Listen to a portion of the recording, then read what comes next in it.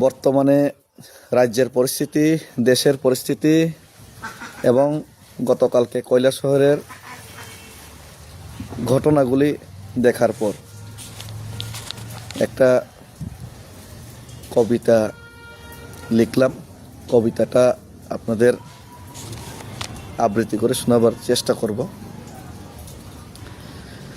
চারিদিকে হাহাকার, চারিদিকে হাহাকার, এ যেন মানব সভ্যতা ধ্বংস করার এক নয়া অঙ্গীকার। সাধুর বেশে চারিদিকে চোর ডাকাত ঠগের ঢল, সাধুর বেশে চারিদিকে চোর ডাকাত ঠগের ঢল, মানুষত্বের হরিবল হরিবল হরিবল। চারিদিকে হাহাকার, চারিদিকে হাহাকার, এ যেন শুধু অরাজকতার জয় জয়কার। মঞ্চে বসে আছে চাটুকার আর বাটফার, মঞ্চে বসে আছে চাটুকার আর বাটফার, ঘরে বসে নির্বাসনে বিদ্বান আর সলাকার।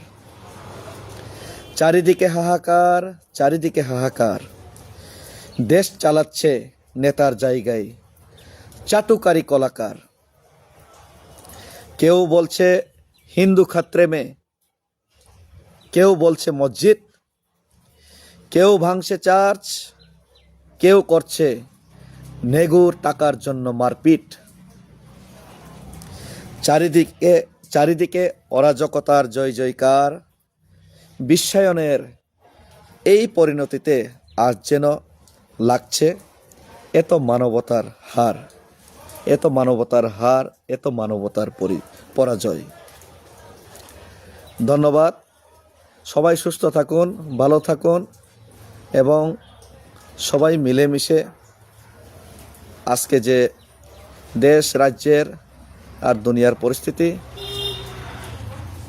আজ মানুষত্ব হিউম্যানিটি মজাক হয়ে যাচ্ছে। আজ আইডিওলজির লড়াইয়ের জায়গাত চাটুকারির লড়াই, বাটফারের লড়াই, মিথ্যার লড়াই হচ্ছে। সুতরাং আশা করি, ঈশ্বরের কাছে প্রার্থনা করি, মা সরস্বতীর আশীর্বাদ, ভগবানের আশীর্বাদ সবার উপর যেন কৃপা করে।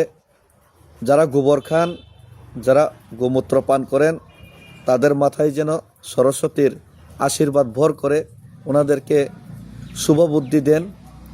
সেটাই মা সরস্বতীর কাছে প্রার্থনা রইল আছে। ধন্যবাদ।